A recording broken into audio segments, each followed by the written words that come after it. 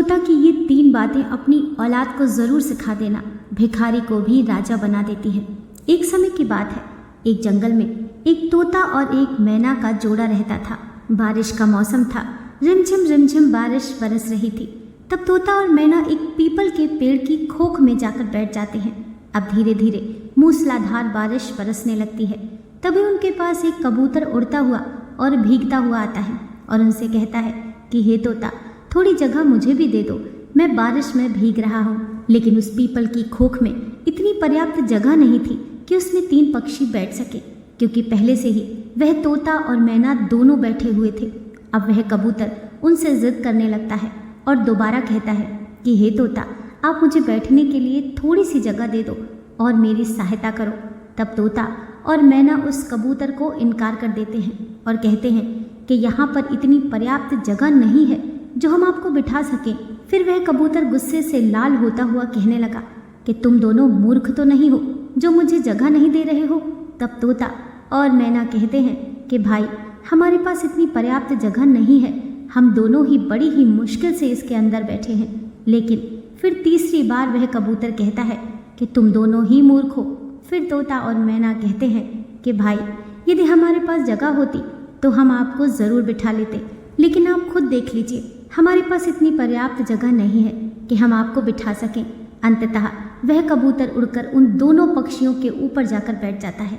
तब वह दोनों पक्षी उसको धक्का मारकर नीचे गिरा देते हैं।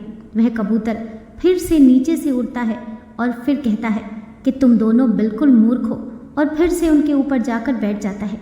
और फिर से तोता और मैना उस कबूतर को धक्का मारकर नीचे गिरा देते हैं। इसी तरह से कुछ देर तक चलता रहता है और वह कबूतर उड़ता हुआ उनसे बार बार कहता है कि तुम दोनों मूर्ख हो, तुम दोनों सबसे बड़े मूर्ख हो। हर बार वह कबूतर इसी बात को कहता है और जब वह थक जाता है तो वह कबूतर वहाँ से उड़ता हुआ चला जाता है और वह दोनों पक्षी उस पीपल की खोख में बैठे रहते हैं। फिर कबूतर के जाने के बाद में मैना तोता से कहती है कि पिया जी, अभी जो कबूतर आया था वह बार बार हम दोनों को मूर्ख बता रहा था। वो कह रहा था कि तुम दोनों मूर्ख हो। वह बार बार इसी बात को दोहरा रहा था। आखिर मूर्ख होता कौन है, मूर्ख होता कैसा है और मूर्ख दिखता कैसा है, आप मुझे इस बात को बताइए। तब वह तोता अपनी पत्नी से कहता है कि हे प्रिय, मैं तुम्हें एक कहानी सुनाता हूँ। इस कहानी को यदि तुम ध्यान से सुन लोगी तो तुमको ये पता चल जाएगा कि मूर्ख कौन होता है। तब वह तोता अपनी पत्नी को कहानी सुनाता है और उसकी पत्नी बड़े ही गौर से उस कहानी को सुनती है।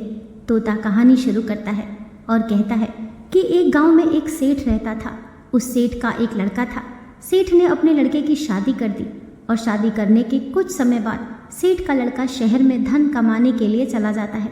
लड़के के जाने के बाद घर पर वह सेठ और उसकी पुत्रवधू दोनों ही रहते थे। फिर एक दिन सेठ के लड़के की पत्नी पनघट पर स्नान करने के लिए जाती है और वहाँ पर स्नान करने लग जाती है।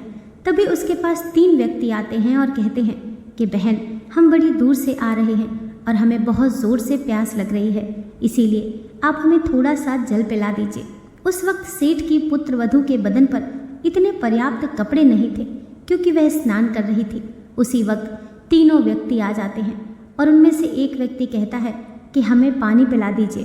तोता कहता है हे प्रिय। फिर उस सेठ की पुत्रवधू उन लोगों से पूछती है कि भाई, तुम लोग कौन हो। तब उनमें से एक व्यक्ति कहता है कि हम यात्री हैं और हमें बहुत प्यास लग रही है, हमें थोड़ा सा पानी पिला दीजिए। उस व्यक्ति की बात सुनने के बाद सेठ की पुत्रवधू कहती है कि यात्री तो सिर्फ 2 होते हैं, तुम कौन से यात्री हो। अब वह व्यक्ति सोच में पड़ जाता है और सोचने लगता है कि हमें खुद को ये पता नहीं कि हम कौन से यात्री हैं। वह यात्री उस सेठ की पुत्रवधू को कोई जवाब नहीं दे पाता है। तभी दूसरा व्यक्ति कहता है कि मुझे बहुत ज़ोर से प्यास लग रही है और प्यास के मारे मेरे हलक सूखे जा रहे हैं, इसीलिए आप मुझे पानी पिला दीजिए। सेठ की पुत्रवधू कहती है कि भाई, तुम कौन हो। तब वह व्यक्ति जवाब देता है और कहता है कि मैं अनपढ़ गंवार हूँ, आप मुझे पानी पिला दीजिए। तब सेठ की पुत्रवधू कहती है कि अनपढ़ गंवार तो सिर्फ 2 होते हैं, तुम कौन से अनपढ़ गंवार हो, ये बताओ, तभी मैं तुम्हें पानी पिलाऊंगी। लेकिन वह व्यक्ति भी कोई जवाब नहीं दे पाता है और वह भी सोचने लगता है कि मुझे खुद को ये पता नहीं कि मैं कौन सा अनपढ़ गंवार हूँ। इस प्रकार वह भी कोई जवाब नहीं दे पाता। फिर तीसरा व्यक्ति कहता है कि बहन जी, मुझे पानी पिला दीजिए, प्यास के मारे मेरे प्राण निकले जा रहे हैं। यदि कुछ देर तक मुझे पानी नहीं मिला तो मेरे प्राण ही निकल जाएंगे। तब सेठ की पुत्रवधू उस व्यक्ति से कहती है कि भाई तुम कौन हो? फिर वह व्यक्ति कहता है कि मैं मूर्ख हूँ, आप मुझे पानी पिला दीजिए। अब सेठ की पुत्रवधू कहती है कि मूर्ख तो दो होते हैं, उनमें से तुम कौन से मूर्ख हो? अब वह व्यक्ति भी इस सवाल का कोई जवाब नहीं दे पाता है। वह भी बड़ी सोच में पड़ जाता है कि मुझे खुद को पता नहीं कि मैं कौन सा मूर्ख हूँ। इस प्रकार वह भी कोई जवाब नहीं दे पाता है। तोता आगे कहता है कि हे प्रिय। फिर वह तीनों व्यक्ति प्यासे ही पनघट से जाने लगते हैं और जब वहाँ से रवाना होते हैं तो सेठ की पुत्रवधू उनसे कहती है कि आप तीनों मेरे घर चलिए। यहाँ से कुछ ही दूरी पर इसी रास्ते पर मेरा घर है, वहाँ मैं आपको ज़रूर पानी पिला दूंगी। फिर वह तीनों यात्री उस सेठ की पुत्रवधू के घर जाने लगते हैं और उधर सेठ की पुत्रवधू स्नान करके और कपड़े पहनकर अपने घर आ जाती है। जैसे ही वह तीनों व्यक्ति उस सेठ के घर पहुँचते हैं और साथ में सेठ की पुत्रवधू भी घर पहुँचती है, तभी उसके ससुर की नज़र अपनी बहू पर पड़ जाती है। तब उसका ससुर सोचने लगता है कि मेरी बहू किन मर्दों के साथ घूम रही है। इसका पति शहर में धन कमाने के लिए बाहर गया हुआ है और ये पराए मर्दों के साथ घूम रही है। इसी बात को वह सोचने लगता है। उधर सेठ की पुत्रवधू उन राहगीरों को अपने घर ले जाकर पानी पिलाती है और उनसे कहती है कि भाई, मैंने तुम्हें पनघट पर पानी इसलिए नहीं पिलाया था क्योंकि मैं स्नान कर रही थी और मेरे बदन पर इतने पर्याप्त कपड़े नहीं थे जो मैं तुम लोगों के सामने खड़ी हो सकूं। इसीलिए मैंने तुम लोगों से इतने कठिन सवाल पूछे थे। मेरा ऐसा कोई मतलब नहीं था कि मैं तुम लोगों को पानी ना पिलाऊं। इसीलिए मैं तुम लोगों को अपने घर लेकर आई हूँ और यहाँ पर तुमको पानी पिलाकर भेज रही हूँ। अब आप बड़े प्यार से पानी पीजिए और अपने रास्ते चल दीजिए। तीनों राहगीर पानी पीकर वहाँ से चले जाते हैं। उधर सेठ सोचने लगता है कि मेरी बहू बदचलन है, मेरा लड़का बाहर काम करता है और ये पराए मर्दों के साथ घूमती है, पराए मर्दों को अपने घर पर लेकर आती है। यही सोचकर वह दुखी हो जाता है और सोचने लगता है कि यदि किसी व्यक्ति में बीमारी आ जाए तो उसका उपचार ज़रूरी होता है। यदि समय पर उसका उपचार नहीं किया जाए तो वह बीमारी उसके रोम रोम में रम जाती है और बाद में उससे छुटकारा पाना संभव हो जाता है। इसी बात को सोचकर वह सोचने लगता है कि अब मेरी बहू का क्या इलाज किया जाए। ये भी बदचलन हो गई है, बदमाश हो गई है, पराए मर्दों के साथ घूमती है और इसका पति बाहर रहता है, इसीलिए ये बिगड़ चुकी है। अब इसका इलाज किया जाए तो क्या किया जाए।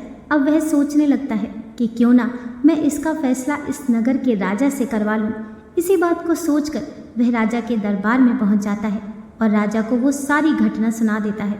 तब राजा अपने सैनिकों को आदेश देता है और कहता है कि जाओ और सेठ की पुत्रवधू को तुरंत दरबार में लेकर आओ। तोता आगे कहता है कि हे प्रिय। तभी राजा के सैनिक सेठ के घर जाते हैं और घर जाकर सेठ की पुत्रवधू से कहते हैं कि तुम्हें राजा ने दरबार में हाजिर होने का हुक्म दिया है, तुम दरबार में चलो। तब सेठ की पुत्रवधू कहती है कि भाई, आप सबसे पहले अपने राजा से ये पूछ कर आओ कि उन्होंने मुझे किस रूप में बुलाया है, बेटी के रूप में बुलाया है या बहू के रूप में बुलाया है या फिर माँ के रूप में बुलाया है, किस रूप में उन्होंने मुझे दरबार में बुलाया है। तब सैनिक वापस राजा के पास जाते हैं और राजा से कहते हैं कि महाराज, सेठ की पुत्रवधू ने हमें ये कहकर वापस भेज दिया है कि आपने उसे किस रूप में बुलाया है, बेटी के रूप में बुलाया है या बहू के रूप में बुलाया है या फिर माँ के रूप में बुलाया है। तभी राजा बड़ी चिंता में पड़ जाता है कि अब मैं उसे बुलाऊं तो किस रूप में बुलाऊं। फिर राजा अपने मंत्रियों से सलाह लेता है तो मंत्री राजा को सलाह देते हैं कि महाराज, ये सेठ हमारे नगर का सेठ है और इसकी पुत्रवधू हमारी भी बहू लगती है, इसीलिए आप उसको दरबार में बहू के रूप में बुलाएं। तब राजा अपने सैनिकों को आदेश देता है और कहता है कि पालकी लेकर जाओ और सेठ की पुत्रवधू को बहू के रूप में लेकर आओ। फिर राजा के सैनिक पालकी लेकर सेठ के घर पहुंचते हैं और सेठ की पुत्रवधू से कहते हैं कि महाराज ने तुम्हें दरबार में बहू के रूप में बुलाया है। तोता आगे कहता है कि हे प्रिय। फिर सैनिकों की बात सुनकर सेठ की पुत्रवधू तुरंत पालकी में बैठ जाती है। सैनिक पालकी को उठाकर राजा के दरबार में ले जाते हैं और सेठ की पुत्रवधू राजा के दरबार में हाजिर हो जाती है। तब राजा उससे कहता है, क्या तुम चरित्रहीन हो? तुम्हारा पति विदेश में कमाता है और तुम पराए मर्दों के संग घूमती हो। ऐसा हमारे राज्य में नहीं हो सकता। यदि तुम ऐसा काम करोगी तो हमारे राज्य को छोड़कर जाना पड़ेगा या फिर तुम्हें सजा दी जाएगी। राजा की ये बात सुनकर सेठ की पुत्रवधू राजा को जवाब देती है और कहती है कि महाराज, मैं एक पतिव्रता स्त्री हूँ। मुझ पर कलंक लगाने से पहले आप थोड़ा सोच लीजिए। क्या किसी प्यासे को पानी पिलाना या किसी भूखे को भोजन खिलाना कोई अपराध है? यदि आपके राज्य में ऐसा संविधान है कि किसी भूखे को भोजन खिलाना या प्यासे को पानी पिलाना अपराध है, तो हाँ, मैंने अपराध किया है और ये अपराध मैं बार बार करूँगी। सेठ की पुत्रवधू के मुख से ये बात सुनकर राजा बड़ा ही आश्चर्यचकित होता है और कहता है कि तुम मुझे पूरी बात विस्तार से बताओ कि क्या बात है। तब सेठ की पुत्रवधू राजा को पूरी सच्चाई बताती है कि महाराज, मैं पनघट पर स्नान कर रही थी। तभी रास्ते चलते 3 राहगीर पनघट पर आते हैं और कहते हैं कि हमें पानी पिला दीजिए, हमें बहुत जोर से प्यास लग रही है। उस वक्त मेरे बदन पर इतने पर्याप्त कपड़े नहीं थे कि उनके समक्ष मैं खड़ी होकर उनको पानी पिला सकूं। इसीलिए मैंने बैठे बैठे उन लोगों से इतने कठिन सवाल पूछे कि वे जवाब नहीं दे सके। उसके बाद उनको मैंने अपने घर भेज दिया और उसके बाद मैं कपड़े पहनकर अपने घर आई। घर आने के बाद उन लोगों को मैंने पानी पिलाकर वहाँ से भेज दिया। अब इसमें मैंने गलत क्या किया है? सेठ की पुत्रवधू की इतनी बात सुनने के बाद राजा कहता है कि तुमने उन राहगीरों से ऐसे कौन से कठिन सवाल पूछे हैं? वे सवाल हमें भी बताओ। फिर जब सेठ की पुत्रवधू उन तीनों सवालों को राजा के समक्ष रखती है तो राजा भी बड़ा सोच में पड़ जाता है। राजा के मंत्री भी सोच में पड़ जाते हैं और उनसे भी इन तीनों सवालों के जवाब नहीं लगते हैं। अंत में राजा परेशान हो जाता है और तीनों सवालों के उत्तर जानने का बड़ा इच्छुक होता है। तब राजा सेठ की पुत्रवधू से कहता है कि बहू, हमारे पास तुम्हारे इन तीनों प्रश्नों के उत्तर नहीं हैं। हमारे किसी भी विद्वान पंडित के पास इन प्रश्नों के उत्तर नहीं हैं। हमारे किसी भी मंत्री के पास इन प्रश्नों के उत्तर नहीं हैं। तो फिर तुम ही हमें इन प्रश्नों के उत्तर बता दो। तब सेठ की पुत्रवधू हाथ जोड़कर राजा से कहती है कि महाराज, ये तीनों प्रश्न बड़े ही अनमोल हैं और उनके उत्तर इससे भी ज़्यादा अनमोल हैं। इसीलिए आपसे विनती है कि इन तीनों प्रश्नों के उत्तर मैं आपको बता दूंगी, लेकिन बदले में मुझे क्या मिलेगा? वो कहती है कि महाराज, यदि सौदा हो तो बराबर का हो। वह बड़ी चतुराई से अपने दिमाग का इस्तेमाल करती है। तब राजा बड़ी सोच में पड़ जाता है और अंततः राजा परेशान हो जाता है और सोचने लगता है कि तीनों प्रश्न बड़े ही अनमोल हैं और इन तीनों प्रश्नों का उत्तर भी बड़ा ही अनमोल है। इनको जानना बहुत ज़रूरी है। कहते हैं कि जो राजा मूर्ख हो उसको कोई भी लूट सकता है। फिर राजा ने कहा कि आधे राज्य पर तुम राज करोगी और आधे राज्य पर मैं राज करूँगा। तुम अपने तीनों प्रश्नों के उत्तर हमें बता दो। फिर सेठ की पुत्रवधू पूरी लिखावट करवाती है और आधा राज्य अपने कब्जे में ले लेती है और फिर उन तीनों प्रश्नों के उत्तर बताती है और कहती है, महाराज, अब गौर से सुनो। मेरा पहला प्रश्न था, यात्री संसार में 2 ही हैं। अब 2 यात्री कौन से हैं? पहला है सूर्य और दूसरा है चंद्रमा, जो रात दिन चलते रहते हैं और संसार में भ्रमण करते रहते हैं और संसार को रोशन करते रहते हैं। यहाँ 2 यात्री हैं। मेरा दूसरा प्रश्न था, इस संसार में अनपढ़ और गंवार 2 ही हैं। वो है अन्न और पानी, जो हर किसी के साथ में रहते हैं। विद्वान लोगों के साथ में भी रहते हैं और मूर्ख से मूर्ख इंसान के पास भी रहते हैं और उनका लालन पालन करते रहते हैं। यही सबसे अनपढ़ और गंवार हैं, जो अज्ञानी को भी वही स्वाद देते हैं और विद्वान को भी वही स्वाद देते हैं। मेरा तीसरा प्रश्न था, इस संसार में मूर्ख भी 2 प्रकार के होते हैं। पहला मूर्ख मेरा ससुर है, जो अपने घर की बात को एक दूसरे से आकर कहता है। जो अपने घर की बात को दूसरों से कहता है वही सबसे बड़ा मूर्ख होता है। यदि मेरे ससुर ने इस बात को मुझसे पूछा होता तो वहीं पर मैं इनको पूरी सच्चाई बता देती। मेरे घर की इज्जत नीलाम नहीं होती। मेरे घर की इज्जत इस तरह भरे दरबार में उछाली नहीं जाती। मेरे घर की बदनामी नहीं होती। इसीलिए सबसे पहले बड़े मूर्ख मेरे ससुर हैं। तब राजा कहता है कि दूसरा मूर्ख कौन है? तब सेठ की पुत्रवधू कहती है कि महाराज, दूसरे सबसे बड़े मूर्ख आप हैं। एक राजा ऐसा होता है जो बिना सोचे समझे कुछ भी फैसला ले लेता है, वही सबसे बड़ा मूर्ख होता है। इसीलिए दूसरे सबसे बड़े मूर्ख आप हैं। आप ही ऐसे मूर्ख हैं जो मेरे इन सवालों के बदले में अपना आधा राज्य मुझे दे दिया। अब राजा को गुस्सा आता है, लेकिन वह कुछ नहीं कर सकता, क्योंकि अब वह भी महारानी बन चुकी थी।